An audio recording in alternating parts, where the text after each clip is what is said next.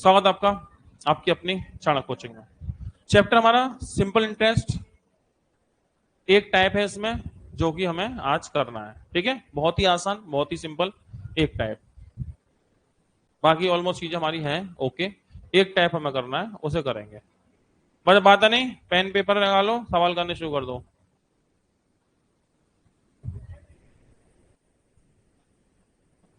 तो फॉर्मूला तो जानते हैं ना, ऐसा ही बराबर टी आर टी अपॉन 100। ठीक है, साधारण ब्याज बराबर साधारण ब्याज बराबर साधारण ब्याज बराबर मूलधन मूलधन गुणा दर गुणा समय बटे 100। लो जी भैया, एक फॉर्मूला हो गया, ऐसा ही बराबर पीआरटी पर 100। और दूसरा फॉर्मूला ये लो, amount equal principal plus SI, यानी मिश्रधन बराबर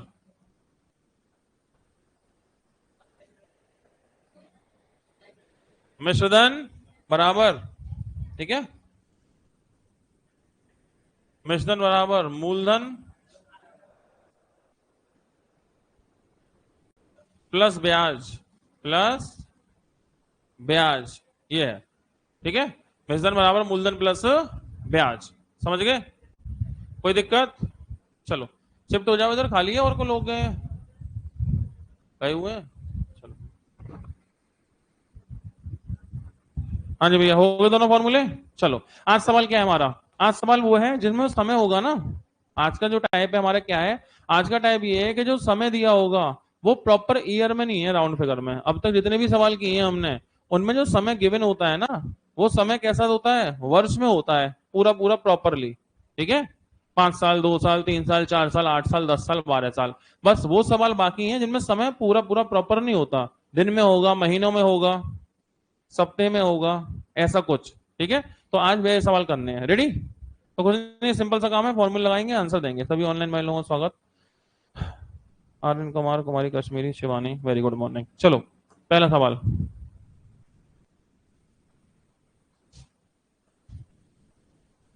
पहला सवाल पढ़िएगा। 16,250 रुपए का 10% की दर से 73 दिन का ब्याज कितना होगा? ठीक है, तो इनमें ज्यादा टेंशन ना लेते हुए आप सीधे सीधे डाल ही दो फॉर्मूले में। 16,250 10% से 73 दिन। अच्छा, दिन है 73 और बटे 100, किससे भाग लगेगा? दिन में 365 से लगाएंगे। 365 दिन में डिवाइड किससे करते हैं? 365, 365, क्योंकि एक साल में 365 दिन होते हैं। एक साल में 365 दिन होते हैं। ठीक है, तो बस काटो इसे। 1 2 1 2 कट गया 0। 73 से 365 5 बार कटता है, ध्यान रखना। 73 से 365 कितनी बार कटता है? 5 बार। जब भी दिन आते हैं आमतौर से 73 आ ही जाता है। जब भी दिनों की संख्या आएगी आमतौर से 73 या 73 का मल्टीपल आ ही जाता है, जिससे कि 365 चुपचाप से कट जाए। ठीक है, बस 5 से काटो कितनी बार? 5 दिया 15, 5 दूनी 10, 5 5 25, 325 आंसर। लो जी, ठीक है, स्पीड से करने सवाल, स्पीड से करने सवाल। ठीक है, तो बस ये दिन दिन महीने महीने वाले सवाल रह गए थे, थोड़ी सी प्रैक्टिस इसकी लगा लेते हैं। ठीक है, माना कि हो गया। अगला सवाल।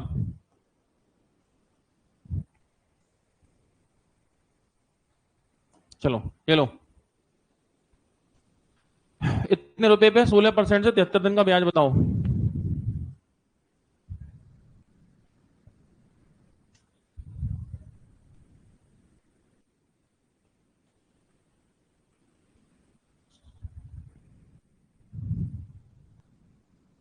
आप लोग जब बैठते हैं ना, जो आते हैं 10:30 पे, वो ये देख लो जिस बेंच पे बैठ रहे हैं वहां पहले से अगर बच्चे बैठे हैं तो फिर गड़बड़ हो जाती है।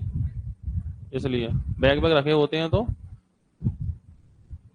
वैसे तो मैं ही ध्यान रखता हूँ तुम्हारे सिटिंग अरेंजमेंट का। बैठाओ भैया, बैठाओ जल्दी जल्दी, बैठाओ जल्दी जल्दी, समय बचाते हुए बहुत तेजी से। हाँ जी, आ गया आंसर ए। चलो, तो ऐसा ही बराबर प्रिंसिपल कितना है? 48, 48,750। ब्याज की दर 48,750, 50 ब्याज की दर 16, दिन कितने 73 बटे में आएगा 100 और 365 तो आना ही आना है, बस काट लो। 73 से कितनी बार 5 बार, 0 से 0, ठीक है। 5 से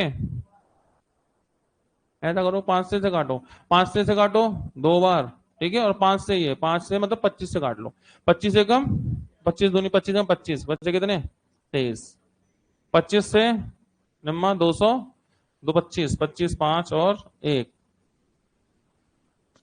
225 12 12 25 पंजे 125, ठीक है। 2 से काटो कितनी बार 8 बार, गुणा कर लो, 8 पंजे 40 का 0 हासिल में 4, 9 8 72 4 76 6 7 8 एक 8 और 7 8 और 7 15 1560 और आंसर ए, ठीक है। अब ये आया इसमें एनटीपीसी 22 में दिनों की संख्या आते रहते हैं सवाल, ठीक है। तो दिन जैसे भी होंगे उस आधार पर काम होगा। बैठाओ भैया बैठाओ, हल्के हल्के हाथ से शिफ्ट होते चलो, बहुत जगह है दुनिया में, कमी थोड़ी है, थोड़े थोड़े शिफ्ट हो जाओ हल्के हल्के, बस बस बस। हाँ जी हो गया ओके। तो कितने 1560 रुपए की ब्याज, ठीक है। अगला सवाल,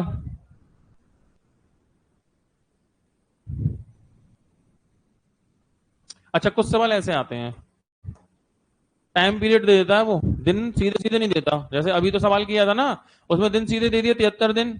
अब क्या होगा, दिन ना देके टाइम इंटरवल देगा, समय अंतराल कि इतने से इतने के बीच में बताओ, ठीक है। हाँ जी, हैं हमारी किताब से नहीं, ये तो उसका है ना ग्रुप डी 22 का।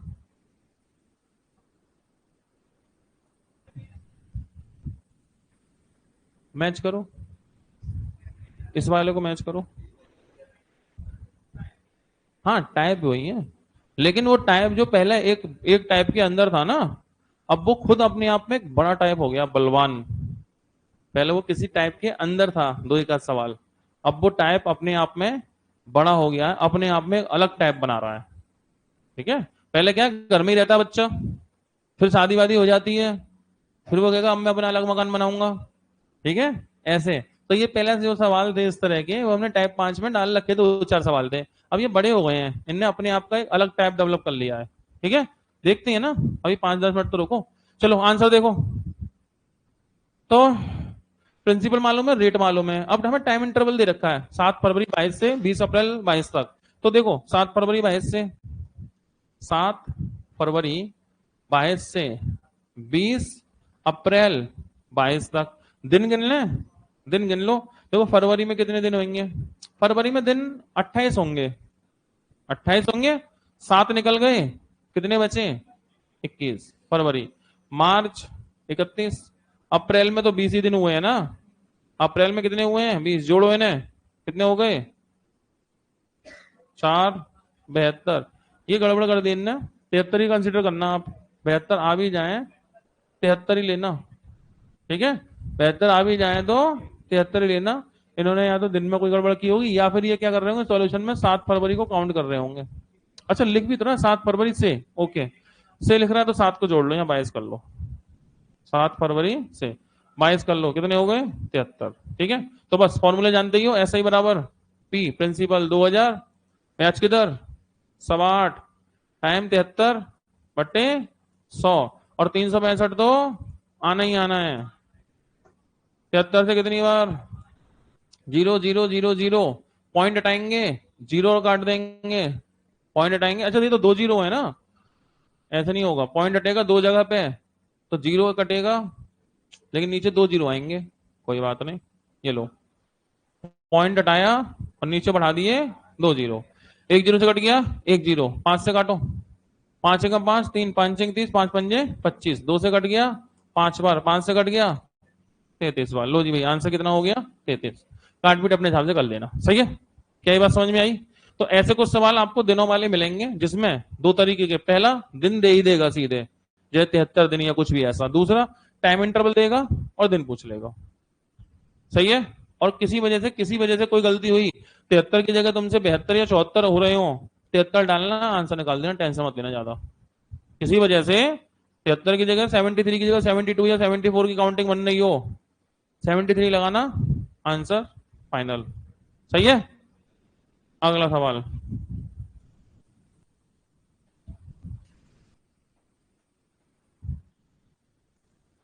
10,000 की राशि पर 5 पैसे प्रति रुपए प्रति माह की दर से 6 माह का साधारण ब्याज कितना होगा? मन में सोचें जल्दी, मन में सोचेंगे, कोई जल्दबाजी नहीं करेगा।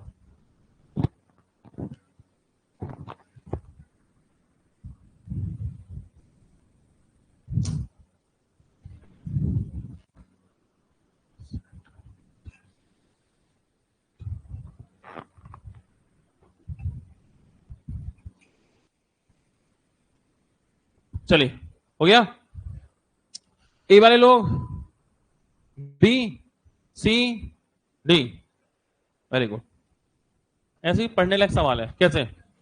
5 पैसे प्रति रुपया, 1 रुपए में 1 रुपए में 100 पैसे, 1 रुपए में 100, और ये 100 में से 5% 5% हो गया ना।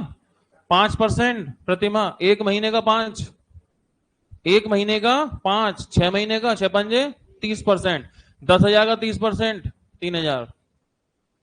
दोबारा,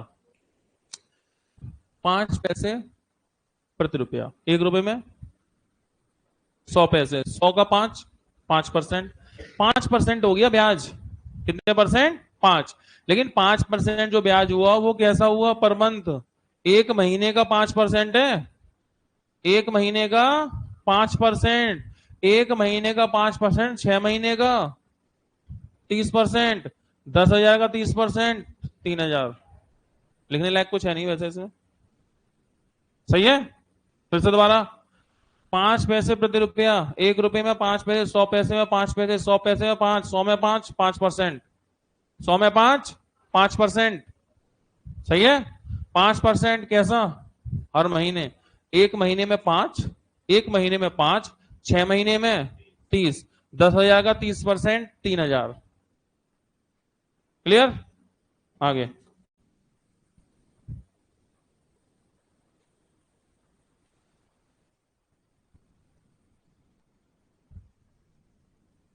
चलिए, ये देखो,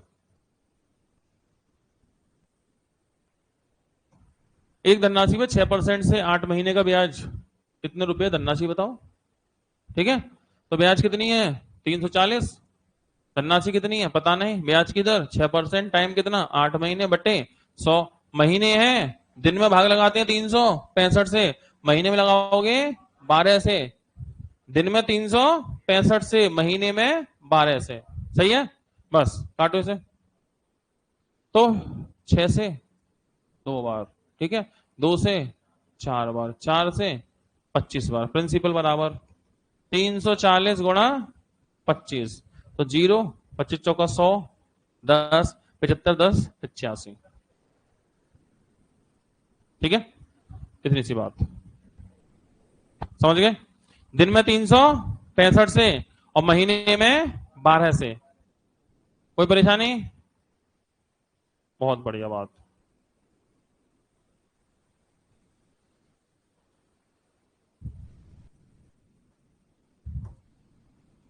पढ़िए। ए ने 31 दिसंबर 2015 को अपने दोस्त बी को 1,000 रुपए की राशि इस शर्त पे दी कि वह 1 साल बाद 12% के साधारण ब्याज के साथ लौटाएगा, परंतु ए ने 1 मई 16 को पैसा लौटाने की स्थिति में आ गया, तो बी को उसे कितनी राशि वापस करनी है? सोचिए मन में।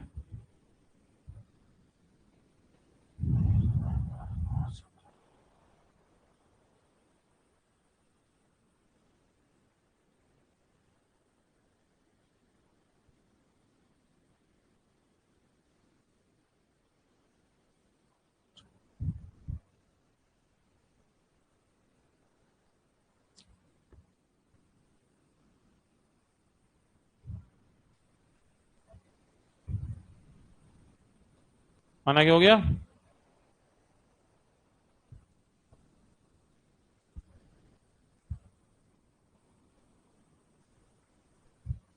चलिए, मान ही लिया।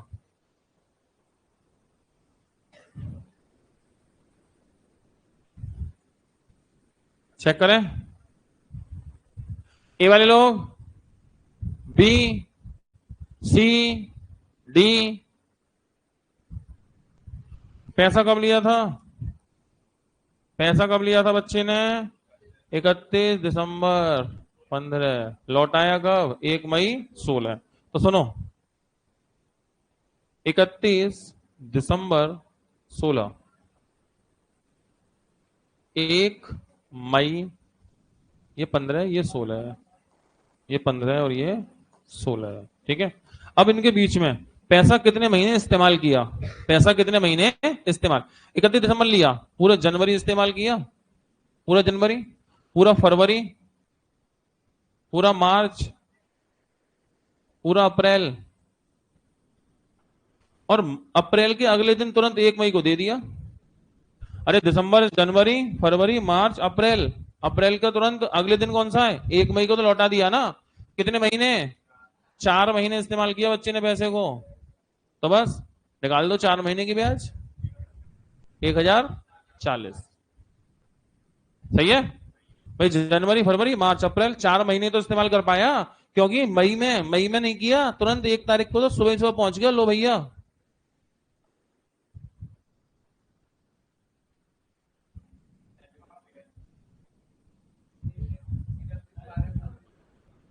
31 12, ये फिर से 16 ही हो गया, मैंने मिटाया था अभी इसे, ये बहुत जिद्दी है। अभी मैंने 16 मिटा के किया था, लेकिन 15 हो गया फिर से। ठीक है, हाँ जी, कितने महीने? 4 महीने, बस तो फिर 4 महीने के 1000 रुपए पे कितने परसेंट? 12% से 4 महीने की ब्याज। अच्छा, महीने में किससे भाग लगाओगे? 12 से, 0 0 0 0, 12 से 12, 40 रुपए ब्याज के, 1000 रुपए मूलधन, 1040 लौटा दो। 40 रुपए ब्याज के, 1000 रुपए मूलधन, कितना लौटाओ? 1040, बस।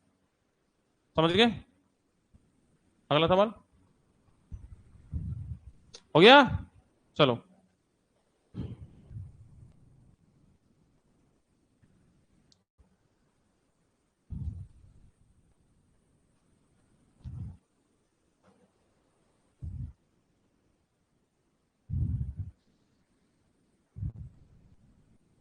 ये लो, ये चेक करो।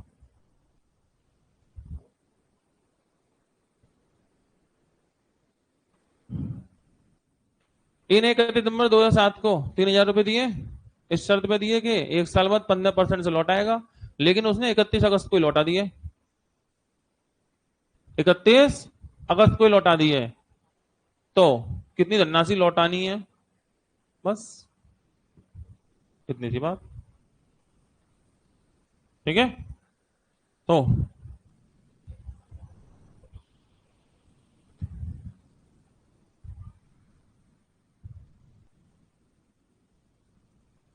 हो गया।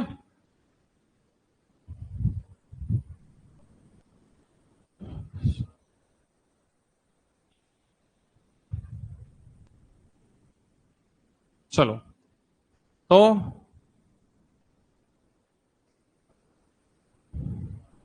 चेक करें, डी वाले लोग, सी, बी, ए, मतलब समझ ही रहे हो आप। सही है, चलो। तो उसने लिए कब लिए? उसने लिए 31 दिसंबर 2007 को, 31 दिसंबर 2007, लौटाए कब? 31 अगस्त 2008 को। तो सुनो, बात है नहीं, जनवरी यूज किया, फरवरी यूज किया, मार्च भी किया, अप्रैल भी किया, मई, जून, जुलाई, अच्छा अगस्त को भी तो उसने आखिरी दिन दिया है, 31 अगस्त। अगस्त में कब लौटाया? तो अगस्त में पूरा इस्तेमाल कर लिया, अगस्त में पूरा इस्तेमाल कर लिया। कितने महीने? 8 महीने, बस तो फिर 3000 रुपए पे 15% से 8 महीने का ब्याज, 12 में किससे भाग लगेगा? 8 महीने में 12 से लगा दो, 0 0 0 0, 3 पंजे 15, 3 चौक 12, 4 दूनी 8, 5 दूनी 10, ब्याज के हुए 300। 3000 रुपये मूलधन, 300 रुपया, 3300 रुपये लौटा दो। ठीक है, 3000 रुपये मूलधन के हो गए, 300 रुपये ब्याज के हो गए, कितने लौटा दो? 3300 लौटा दो, हिसाब बराबर। समझ पाए? जब लौटा नहीं है तो सही है ना, जल्दी लौटाओ, लिए साल भर के लिए है, जल्दी लौटा दोगे तो अगला आदमी दूसरी बार देने में मना नहीं करेगा। ऐसा होता है, एक साल के लिए लिए और तुमने लौटा दिए 6-8 महीने में, तो अगली बार रास्ता क्लियर है, तुरंत मिल जाएंगे। एक साल के लिए लिए और तुमने लौटाए भी नहीं 2 साल में, होता है दोस्ती में ऐसा। मैं तो ये चाहता हूँ भाई, पैसा किसी से लो तो समय पर लौटा दो, और जरूरत पड़े तो कम से कम रास्ता खोला रहे, दुआ सलाम बनी रहे। ठीक है, रास्ते खोले रहते हैं। तो स्वीकृति, आर्यन, सही जवाब दोनों के। हाँ जी, हो गया ओके। तो ये बात समझ में आई, इस तरह कुछ सवाल होंगे जिनमें समय जो दिया होगा ना वो उसमें दिया होगा आपको, मतलब महीने महीनों में, तो उसी हिसाब से कर लेना। चलो अगला सवाल।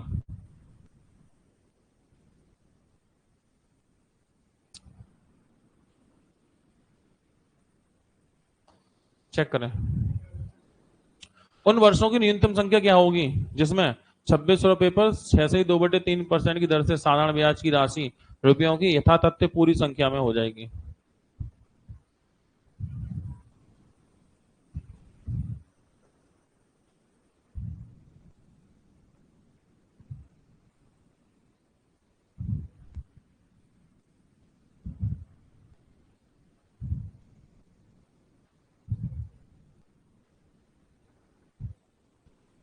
मन में सोच लो।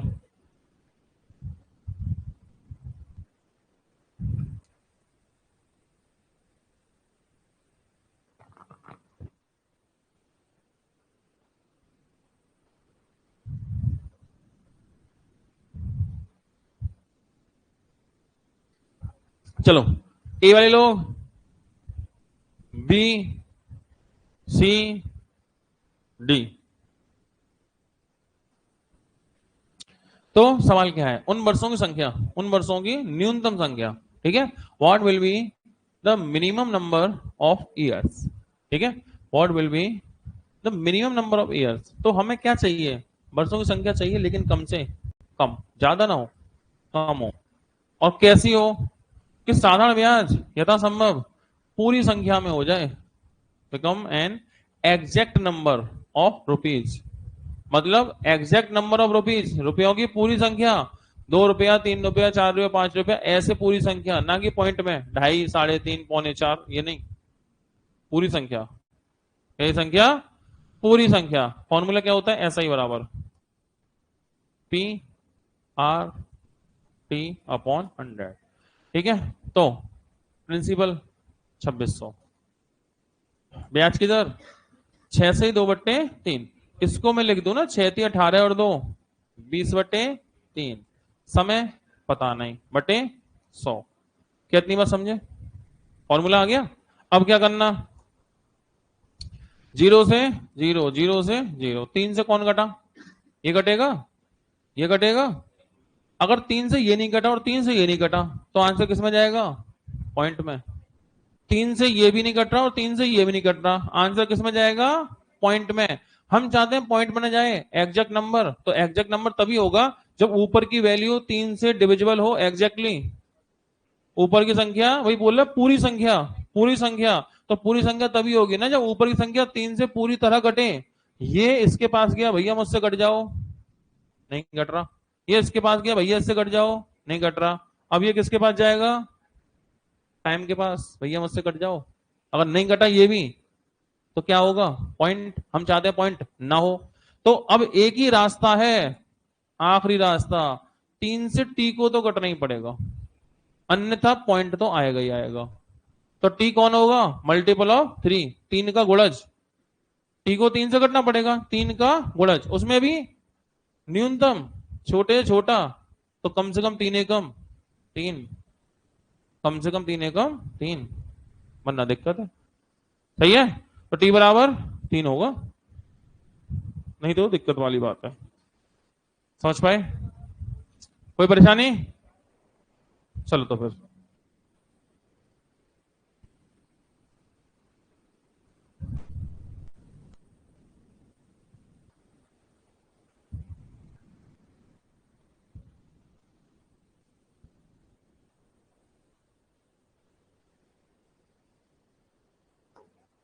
चेक करो।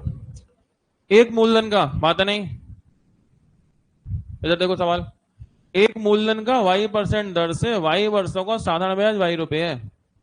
मूलधन बताओ, एक मूलधन का y% की दर से y वर्षों का साधारण ब्याज y रुपए है, तो मूलधन क्या होगा, ऐसा मन में सोच लो। चेक करेंगे।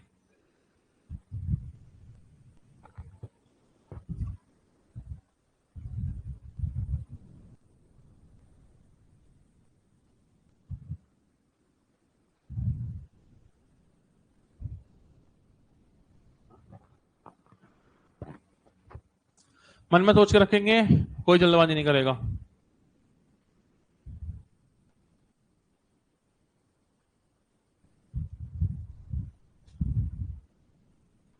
माना के सोच लिया, चेक करें। ए वाले लोग बी, सी, डी, फॉर्मूला तो जानते हैं ना, ऐसा ही बराबर PRT/100। ठीक है, फॉर्मूला तो पता ही है, ऐसा ही बराबर। तो ब्याज कितना है, काम ऐसा करो 4 लोग देखें।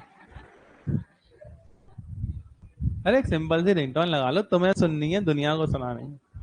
काट दी, कोई बात नहीं, काट दी। तो ऐसा ही बराबर PRT/100। तो ऐसा ही, तो ब्याज कितनी है देखो, ब्याज की दर भी कितनी है y%, y वर्ष, टाइम भी कितना है y वर्ष, ब्याज भी कितनी है, SI भी कितनी है y, और हमें चाहिए प्रिंसिपल। ये तो फॉर्मूला है, उठा के डाल दो फॉर्मूला सारी वैल्यू। ठीक है, तो ऐसा ही बराबर ऐसा ही y, y ऐसा ही बराबर p तो पता नहीं, RY Ty/100। बस इतनी सी बात थी। तो कुछ नहीं है, y से कट गया y एक बार, y से कट गया y एक बार, 100 इधर गया, y नीचे आया, तो p बराबर 100/y। बात समझ में आई, 100/y। ठीक है, ये आंसर, इतनी सी बात थी, चिन्नी सी। ठीक है, चलो आगे बढ़ते हैं। सिंपल फॉर्मूला, ऐसा ही बराबर PRT/100। तो आंसर होगा 100/y, यानी 100/y। क्लियर, चलो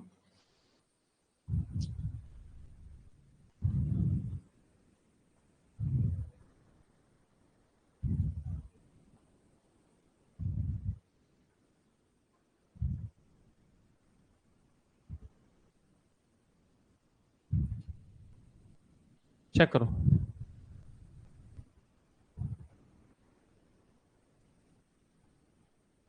यदि साधारण ब्याज मूलधन से 12.5% अधिक है, साधारण ब्याज मूलधन से 12.5% अधिक है, ठीक है, और n वर्षों की संख्या और दर r संख्यात्मक रूप से 2:1 के अनुपात में है, तो n और r के मान क्या है। मन में सोचेंगे, कोई जल्दबाजी नहीं।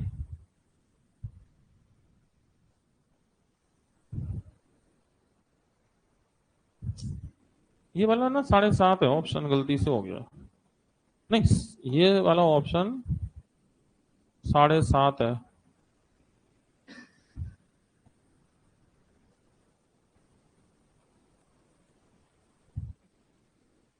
ऐसे, चलो चेक कर लो ये फटाफट से,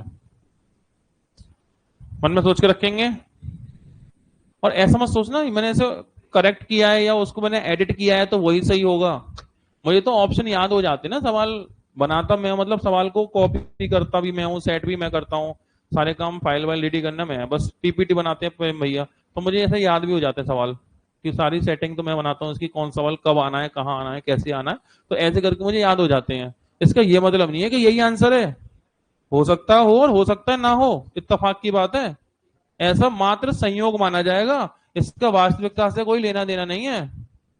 ठीक है, मन में सोच लो, सोच लिया, चलो ए वाले लोग, डी वाले लोग, सी वाले लोग, मतलब बी वाले लोग, मुझे भी याद नहीं आंसर कौन सा है, मैं चेक कर लेता हूं। देखो ब्याज मूलधन से 12.5% ज्यादा है। ठीक है, तो ब्याज मूलधन से 12.5 ज्यादा है, इसका एक मतलब समझते हैं आप, 12.5% अगर आप सॉल्व करेंगे तो ये 1/8 में तब्दील हो जाएगा।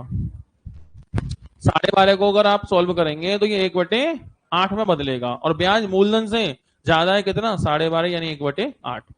मूलधन 8 है, ब्याज 1 ज्यादा है। मूलधन 8 है तो ब्याज 1 ज्यादा है 9 है। मूलधन 8 है तो ब्याज 1 ज्यादा है मतलब 9 है। क्लियर बात है? तो एक बात क्लियर हो गई यहां से, एक 8 से 1 ज्यादा, 8 से 1 ज्यादा, तो प्रिंसिपल 8 यूनिट होगा। एसआई, एसआई इसकी 9 यूनिट होगी। 2 पॉइंट क्लियर हुए।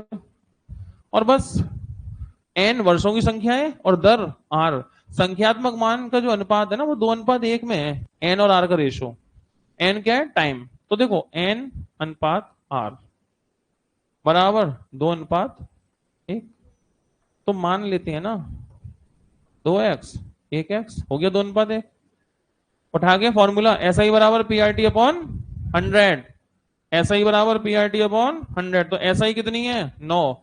9 बराबर principal 8, R R R X है और टाइम 2x है।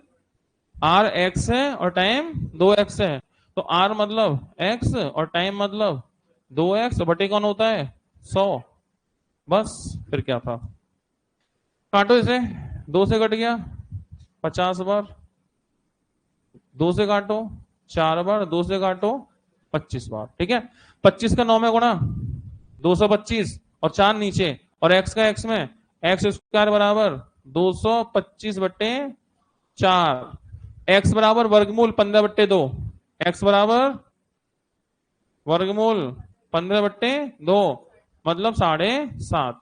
x बराबर 7.5 है, तो 7.5 एकम 7.5, 7.5 का दोगुना 15, तो 7.5 15, ओहो इत्तेफाक से यही निकला। ठीक है, 7.5, एक्स बराबर 7.5, 7.5 का एक में 7.5 एकम 7.5, रेट 7.5% हो गया, और टाइम 7.5 का दोगुना 15 साल हो गया। यही निकला, चांस की बात है। सही है, संयोग की बात है ये तो आंसर हो गया बी। समझ पाए?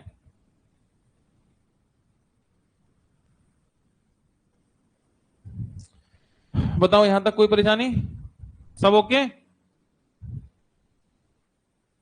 एक्स स्क्वायर बराबर 225/4, ये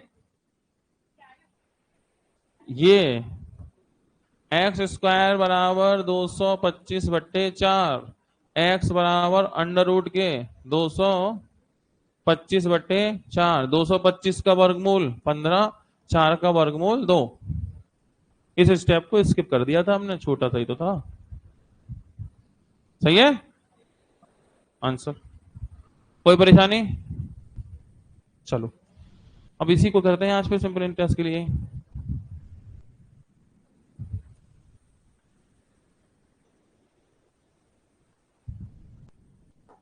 चेक करो, एक निश्चित राशि पर 5.5% से 18 महीने में प्राप्त ब्याज उसी राशि पर 6% से 14 महीने में प्राप्त ब्याज से इतने रुपए ज्यादा है, राशि क्या होगी?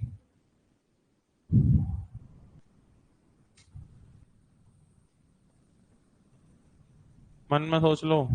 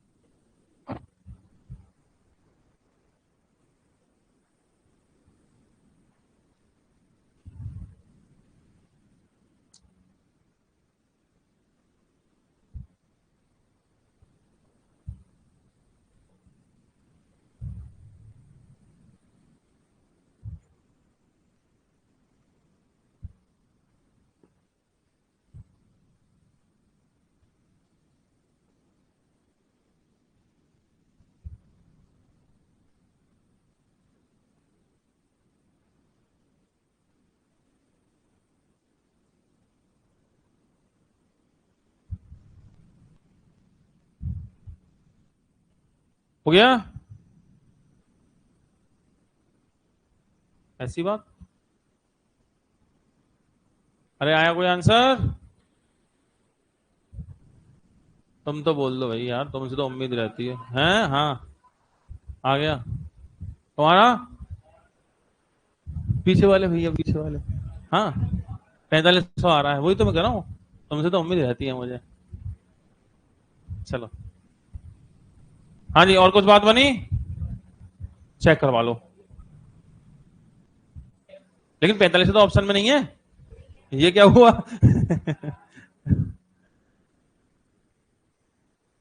ए वाले लोग, बी, सी, डी। सी पे बात बन रही है, कुछ कुछ चेक कर लेते हैं। तो ब्याज ही तो है, तो पहले ब्याज कितनी थी? ऐसे कर लो, ऐसे वैसे कर लें, डिफरेंस कर लेते हैं। 5.5% मतलब 11/2। 5.5% से कितने महीने? 18। 18 महीने मतलब 18/12। 18/12 ब्याज वही तो होती है, R/T%। ब्याज क्या होती है? R/T। बताया नहीं था? मैं वही कर दे रहा हूँ, R/T।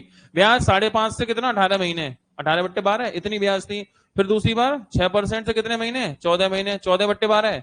बाद में इतनी थी, पहले इतनी थी, बाद में इतनी थी। तो इनका डिफरेंस निकाल लेते हैं कितना होगा, ऐसा कर लो। तो 2 से काटो कितनी बार? 2 से काटा 9 बार, तो 11 × 9, 99। 3 से यहां, तो यहां कट रहा है, कट रहा है। 3 दिया 9, 3 × 4 = 12। 3 दूनी 6, और 3 से 4 बार। सही है। अब मत काटो, दोनों में 4 है ना, एलसीएम आसानी से आ जाएगा फालतू में। 11 × 3 = 33/4। डिफरेंस 14 दूनी 28/4। 33/4, 28/4 कितने का अंतर? 5/4। बस। परसेंट में अंतर इतना, रुपए में अंतर इतना। परसेंट में अंतर इतना, रुपए में अंतर इतना। इतने परसेंट बराबर 62.5। 100 बराबर क्या? ब्याज की तुलना है ना, बताया था ब्याज क्या होता है? R/T। R/T। तो ब्याज 5.5 का मतलब 11/2। टाइम कितने महीने? 18। 18/12। R/T। R/T। डिफरेंस कितने परसेंट, इसे चेक करेंगे। मतलब क्या चेक करेंगे? कि 5 बटे,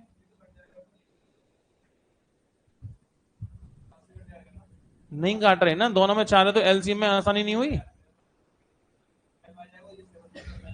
क्यों करें, क्यों करें?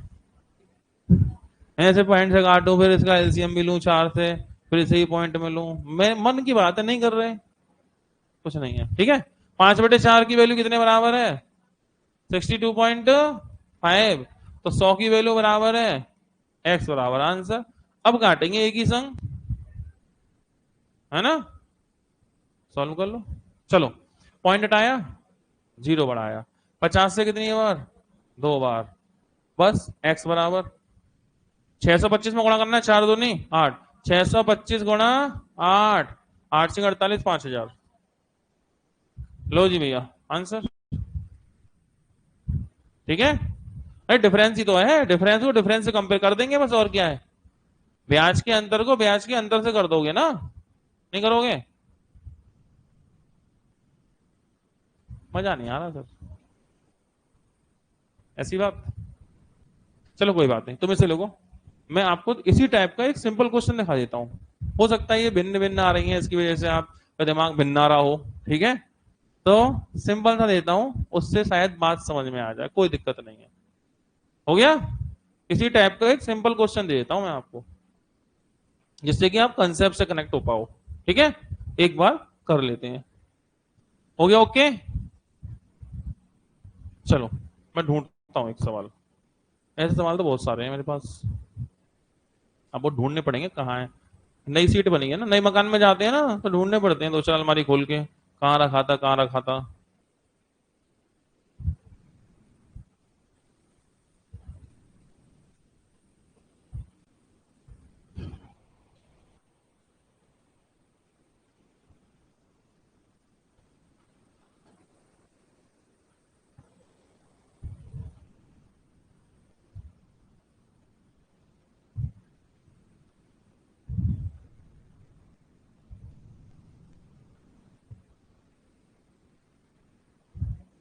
लो, सेम क्वेश्चन दे रहा हूं, बिल्कुल डिट्टो।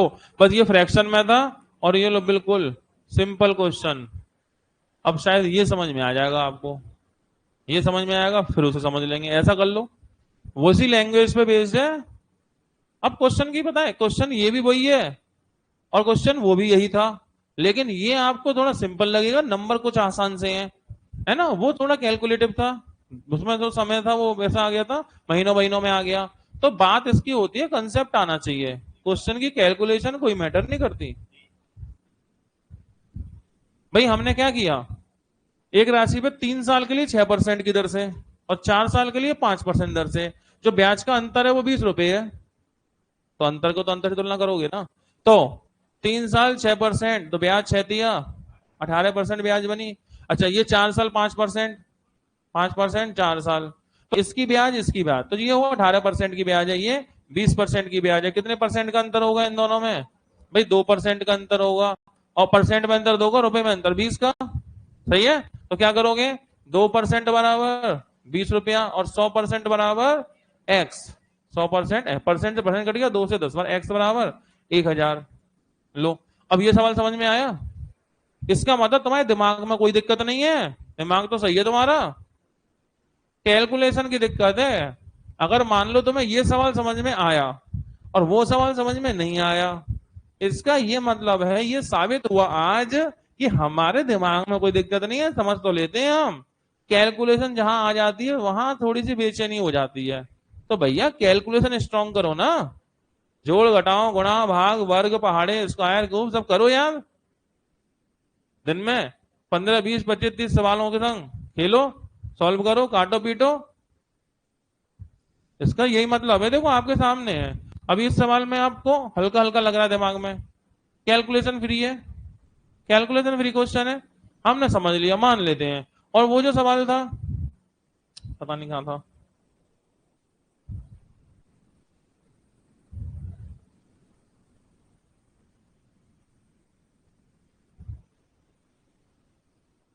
ये आया, ये भी वही सवाल है, इसमें वही किया है, आर इंटू टी डिफरेंस निकाला, इतने डिफरेंस को रुपए से कंपेयर, इतने परसेंट बराबर इतना, तो 100 बराबर एक्स। तो इसमें भी तो वही काम कर रहा हूं, और ये आपको समझ में नहीं आ रहा, ये आपको समझ में आ जा रहा है, दोनों की भाषा भी एक सी है। इसका मतलब ये है कि आपकी समझदारी में कोई कमी नहीं है, समझ तो बहुत सही है हमारी। क्वेश्चन की कैलकुलेशन हमें दिक्कत दे जाती है, जैसे ही कैलकुलेशन बढ़ने लगती है। तो जब आपको पता चल ही गया आज इस प्लेटफॉर्म पर कि हमारी कैलकुलेशन कमजोर है, और अपनी कमजोरी का पता लगना ही आपकी सबसे बड़ी ताकत होती है, तो आज से आधे घंटे 1 घंटे सवालों को संग जूझो, कैलकुलेशन करो, जो चीज कमजोर है कैलकुलेशन करो, स्ट्रांग हो जाएगी। आज समझ गए। और एक बात और बताऊं मैं आपको, ध्यान रखिएगा कि हर इंसान की ना ताकत भीड़ में ताकत होती है, भीड़ के अंदर इंसान में ताकत होती है। जब भीड़ कोई काम करती है, एक समूह कोई काम करता है, ग्रुप में बहुत सारे लोग कोई काम करते हैं, किसी को आप पिटाई कर रहे हैं भीड़ में, या कुछ ऐसा काम कर रहे हैं ताकत गिरे होते, तो जो कमजोर सा इंसान होता है ना, ऐसा सा, वो भी चलते चलते में 2 हाथ लगा ही देता है, चल भीड़ मार रही है ना, उसमें भी ताकत आ जाती है। लेकिन अकेले में अगर वो इंसान होता तो कुछ नहीं करता, वहां से निकल लेता, क्योंकि भीड़ में ताकत होती है। और हम लोग जो ऑफलाइन को प्रेफर करते हैं, ऑफलाइन को प्रेफर करते हैं कि किस लिए, इसीलिए कि हम भीड़ में रहना चाहते हैं। तो जब हम भीड़ में होते हैं, कितने सारे बच्चे बैठे हैं, एक टीचर पढ़ा रहा है, दूसरा टीचर आया, तीसरा टीचर आएगा, तो भीड़ में ताकत होती है। उस समय पे एक कमजोर बच्चा भी अच्छे अच्छे सवाल कर ले जाता है, एक फ्लो चल रहा होता है, एक प्रवाह चल रहा होता है। तो भीड़ में जो बच्चा कमजोर होता है ना, वो भी कर लेता है, हाथ खड़े करते हैं, 2 4 हाथ अगर वैसे भी खड़े हो जाए तो कोई दिक्कत नहीं है, बिना सॉल्व के भी अगर एक आध हाथ खड़ा हो जाए तो कोई दिक्कत नहीं है, क्योंकि भीड़ में ताकत है, एनर्जी है। उस समय आप फ्लो में काम करेंगे, होगा। पहचान असली तब होती है कि आप अकेले में कैसे हैं। जब आप अकेले हैं तो समाज के सामने क्या चेहरा है आपका। तो इसीलिए हम लोग ऑफलाइन करते हैं, ऑनलाइन क्यों नहीं पसंद करते लोग, इसी वजह से भी कई बार नहीं करता कि उनके अंदर एक कॉन्फिडेंस कमी हो जाती है, अकेले बैठे बैठे। भीड़ में ताकत हो जाती है, सब लोग बैठे होते हैं, पढ़ना ही पढ़ना है, मन भी लगता है, और हमारे आंसर कई बार क्लास में आ जाते हैं, सब समझ में आता है, घर पे जाके गायब, अकेले पढ़ गए। मतलब वही है, भीड़ में तो दो चार हाथ मार लिए, अकेले में नहीं होगी हिम्मत, मानो। तो इसलिए ऑफलाइन कोचिंग में ये फायदा होता है, हम ग्रुप में है, एक एनर्जी यहाँ चल रही है काम में। तो आपको ये देखना है कि भीड़ में आप परफॉर्म कर रहे हैं, जब घर पे अकेले होंगे उस समय आपकी परफॉर्मेंस क्या है, वो आपकी असली परफॉर्मेंस होगी। बात समझ पाए? इसलिए घर पे प्रैक्टिस करते रहिएगा। अकेले में भी आपको होशियार बनना है, ताकतवर बनना है। तो अगला सवाल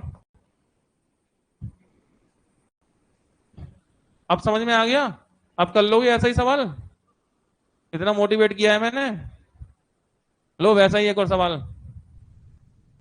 इतने परसेंट से इतने महीने का ब्याज, इतने परसेंट से इतने महीने का ब्याज, अंतर कितना है? 32.5।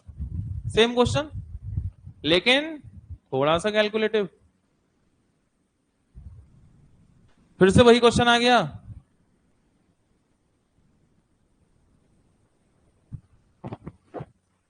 चंचल सही जवाब डी पिछले वाले का। इस वाले का सॉल्व करो तब पता चलता है।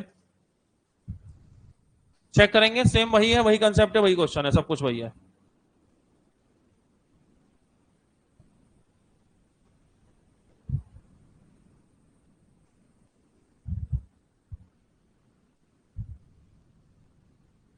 अब दिक्कत वही आएगी कि जिनकी कैलकुलेशन थोड़ा सा कमजोर रहेगी वो इस क्वेश्चन में परेशान हो भी सकते हैं।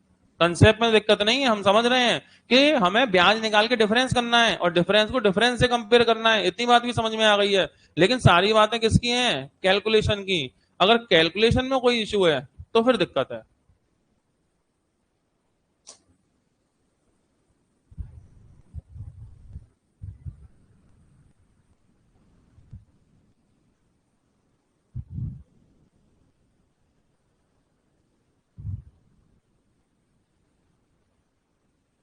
हो गया?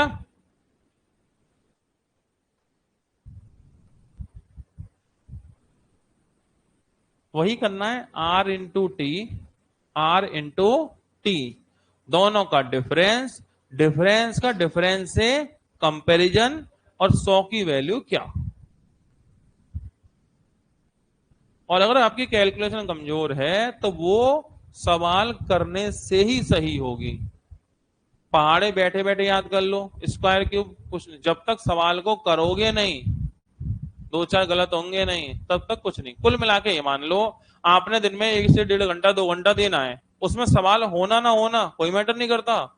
सवाल हो गए तो भी फायदेमंद रहा वो 2 घंटे, सवाल नहीं हुए तो भी वो 2 घंटे बेकार नहीं गए, आपने उतना समय तो दे दिया ना उस काम में।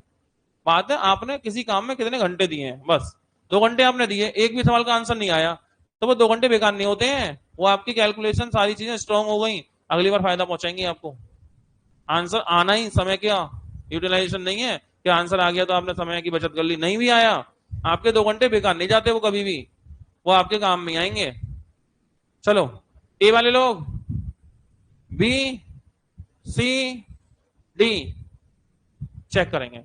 तो भैया ब्याज तो वही है ना, R into T, R into T. तो आर ये है, टी ये है, तो फिर 7.5 को लिख दूं 15/2, 15/2, और 15 महीने है तो 15/12, 12। फिर ब्याज की दर 12.5, 12.5 को लिख दो 25/2, और महीने कितने हैं? 8, तो 8/12। अच्छा कोई भी चीज अगर काटो, कोई भी चीज काटो तभी काटना जब दोनों तरफ, कटने को तो अलग अलग भी कट जाएगी, लेकिन मैं काटूंगा नहीं, क्योंकि मैं काटूंगा फिर एलसीएम के लिए गुणा करूंगा। जैसे यहाँ 4 से कट रहा है, 4 से यहाँ कट रहा है क्या? नहीं कट रहा, तो मैं काटूंगा ही नहीं। काट के टाइम खराब करूंगा, फिर एलसीएम में गुणा करूंगा, फिर टाइम खराब होगा। तो मैं पहले से देख लूंगा, जब ये 12 2 12 2 दोनों में सेम नंबर है, तो मैं इन्हें बिगाड़ू क्यों? चुपचाप यहीं पर कर देना, जल्दी होगा बिना काटे ही, क्योंकि इधर कट जाएगा इधर नहीं कटेगा, तो क्या फायदा ऐसा काटने से? 25 15 15, 225/24, 25/200/24। अब देखो चुपचाप नहीं घट गए, 225 225/24%, तो चुपचाप हो गया ना। मैं काट लेता तो मैं एलसीएम में गुणा करता, तो 2 बार टाइम दिया, काटने में टाइम खराब किया, फिर गुणा करने में टाइम खराब किया। तो हम पहले ही देख लेंगे। जैसे पिछले में भी बोला था भैया काटते बोल रहे थे काट लो, मैंने नहीं काटा था, क्यों? मुझे नीचे दोनों को सेम रखना था 4, ऐसे मुझे नीचे सेम रखना है 24। इधर कट रहा है इधर नहीं कट रहा, तो क्यों काटे? बस डिफरेंस आ गया, डिफरेंस को डिफरेंस से कंपेयर। तो डिफरेंस कितना परसेंट में है? 25/12, 25/24% की वैल्यू होती है 32.5। तो भैया 100% की वैल्यू होती है x। बस पॉइंट हटाया, 0 बढ़ाया, 2500 का 100। बस इसके बाद 5 से 2 बार, 5 से 5 30, 5 5 25, 2 से कट गया 2 बार। x बराबर 25 24 गुणा 65 गुणा 2, 24 दूनी 48 गुणा 65, इसका गुणा कर लो। 8 पंजे 30 का 0, हासिल में 3, 8 6 48 और 5 चौक भी 48, अभी 68, 68 3 71, हासिल में 7, 6 चौक 24, 24 और 7 24 और 7 31। 6 पंजे 3, 8 6 48, 5 चौक भी 48 और 20, 8 5 40, ओके 4 आएगा हासिल में 4। तो यहां हो गया भैया 3120। 3120 का मतलब सी आंसर, सी 3120। इतना भैया प्रिंसिपल है आपका जिसकी बात चल रही है। बात समझ गए? कोई दिक्कत?